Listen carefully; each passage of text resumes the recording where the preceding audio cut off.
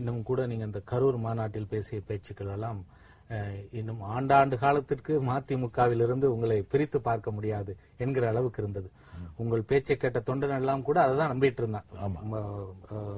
நாஞ்சில் சம்பத் ஒரு மதிமுகவின் ஒரு உண்மையான தளபதி அப்படின்ற மாதிரி தான். திடீர் அந்த தொண்டர்கள்லாம் இப்ப இன்னைக்கு ஏமாற்றப்பட்ட மாதிரி இருக்கு. எல்லாரும் ஏமாந்து நொறுங்கி போய் உட்கார்ந்துருக்காங்க. எல்லாரும் நொறுங்கி போய் உட்கார்ந்துருக்காங்க. எந்த நிர்வாகியும் எனக்கு என்ன சம்பத்துக்கு இப்படியா அப்படின்னு கேட்பதற்குன்னு நினைச்சா இல்ல, உங்க தொண்டர்கள், உங்களை நம்பிய தொண்டர்கள், நீங்க ஒரு போலித்தனமான அரசியல் நடத்தியிருக்கீங்க அப்படின்னு நினைக்க மாட்டாங்களா? நினைக்கவே மாட்டாங்க. ஏன்னா எல்லார்ட்டையும் நான் தானே நெருங்கி பழகி இருக்கேன். அதாவது இப்படியெல்லாம் வைகோவோடு ஒரு மனக்கசப்பு, அந்த இயக்கத்தில் தொடர்வதா வேண்டாமா என்கிற மனக்குமுறல்ல இருந்தீங்க. கிட்டத்தட்ட நீங்க சொன்னது போல ஒரு 67 நாட்கள் என்ன செய்வது என்று தெரியாமல் இருந்தீங்க. திடீர்னு இப்ப அதிமுகவுக்கு நீங்க அணிமாறி இருக்கிறீங்க. எந்த இயக்கமும் வேண்டாம், அமைதியாக இருப்போம் என்கிற ஒரு உணர்வு ஏற்பட்டதா உங்களுக்கு? அப்படி நினைத்தேன். ஆனால் எனக்கு திருவள்ளூரில் இருந்து சங்கரன் கோவில் நீதிமன்றம் வரைக்கும் வழக்கு இருக்கிறது. மொத்தம் 40க்கு மேற்பட்ட வழக்குகள். இதற்கென்று நான் நீதிமன்றத்திற்கு பயணம் செய்தால் வேற எங்கும் போக முடியாது.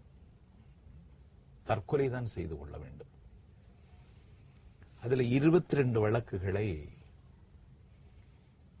விசாரிக்க கூடாது, இது அரசியல் சட்டம் தந்திருக்கிற ஃபண்டமெண்டல் ரைட்ஸ், அடிப்படை உரிமைகளுக்கு எதிரானது அப்படின்னு ஒரு ஸ்டே வாங்கி வச்சிருந்தேன். 22 வழக்கு. அந்த ஸ்டேயை விலக்குவதற்கு அவர்கள் முடிவெடுத்தார்கள். அந்த ஸ்டேயை விலக்கிட்டா இந்த 22 கோர்ட்டுக்கு நான் போய் ஆகணும் மீண்டும். இரண்டாவது,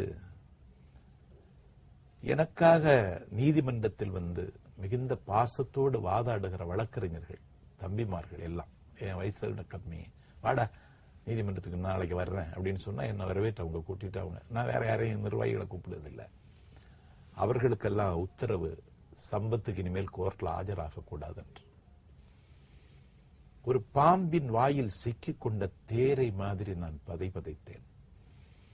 ஆகவே வேதனைகளும் விலங்குகளும் வழக்குகளும் வம்புகளும் வலியும் துயரமும் இல்லாத ஒரு வாழ்க்கை கிடைக்காதா என்று நான் ஏங்கினேன். அந்த வாழ்க்கை இன்றைக்கு கிடைத்திருக்கிறது. நீங்க இப்ப சொல்றத பார்த்தா, அதாவது முழுக்க முழுக்க இது ஒரு, நீங்க கொள்கை கோட்பாடுகளுக்காக அதிமுகவுக்கு செல்லவில்லை, முழுக்க முழுக்க உங்களோட சுயநலத்திற்காக அதிமுகவுக்கு சென்றிருக்கிறீர்கள். என்னுடைய பாதுகாப்பு, சுயநலம் என்று சொல்லாதீர்கள். நான் சுயநலத்திற்காக வாழுகிறவன் அல்ல. சுயநலத்திற்காக வாழுகிறவன் என்றால் நான் வேற ஒரு வேலைக்கே போயிருக்க முடியும். உங்களை மாதிரி ஒரு மீடியாவிலே நான் நாளைக்கு வந்துருவேன். சுயநலத்திற்காக அல்ல, பாதுகாப்புக்காக. இதுதான் பாதுகாப்பு என்று கருதினேன். நான் ஒரு நல்ல வீரியமுள்ள ஒரு சொற்பொழிவாளன். நான் சும்மா இருக்க முடியாது. கண்டிப்பா. கொள்கை ரீதியாக அந்த இயக்கத்தின் மீது ஒரு பற்றுதல் ஏற்பட்டு போகல. கொள்கை வெளிப்படையாக சொல்லுங்க. வெளிப்படையாக என்று சொன்னால், நான் 5 ஆண்டு காலம் அண்ணா திராவிட முன்னேற்ற கழகத்தின் பொதுச் செயலாளர் அவர்களை நான் ஆதரித்து பேசியிருக்கிறேன். கலைஞர் கருணாநிதியினுடைய பாசிச ஆட்சியை எதிர்த்து அந்த கூட்டணியில் மூறி முழங்கியவன் நான். அதனால அண்ணா திராவிட முன்னேற்ற கழகத்தினுடைய பொதுச் செயலாளர் அவர்களுடைய ஆளுமை, கம்பீரம், துணிச்சல், அதை வியந்தும் மிதந்தும் அந்த இயக்கத்தில் இருக்கிற பேச்சாளர்களோட அதிகம் பேசியவன் நான். அதனால இன்னொரு இயக்கத்திற்கு போகிறேன் என்கிற உணர்வே எனக்கு இல்ல. அப்படிதான் வைகோ நினைச்சிருக்காரு நினைக்கிறேன். நீங்கள் இன்னமும் அதிமுகவோடயே இருக்கிறீங்க அப்படின்னு நினைச்சிருக்காரு. அதனாலதான் உங்கள் மீது ஒரு வெறுப்பு வந்திருக்கு. அதெல்லாம் கிடையாது, அதெல்லாம் கிடையாது. சோ உள்ளூர அதிமுக உங்களை வந்து ஈர்த்திருக்கு. ஆமா, அந்த தலைமை, அந்த தலைமை நான் ஆதரித்து 5 வருஷம் பேசியிருக்கேன். நான் இதுவரைக்கும் அவங்கள பார்த்தது இல்ல. ஆதரித்தும் பேசியிருக்கீங்க, கடுமையாக விமர்சித்தும் பேசியிருக்கேன். இந்த கூட்டணி, அதிமுகவோட கூட்டணி வருவதற்கே நான் தான் காரணம் என்று எல்லோரும் சொன்னார்கள். அது அவராக எடுத்த முடிவு. நீங்க காரணம் இல்லை. நான் காரணம் இல்ல.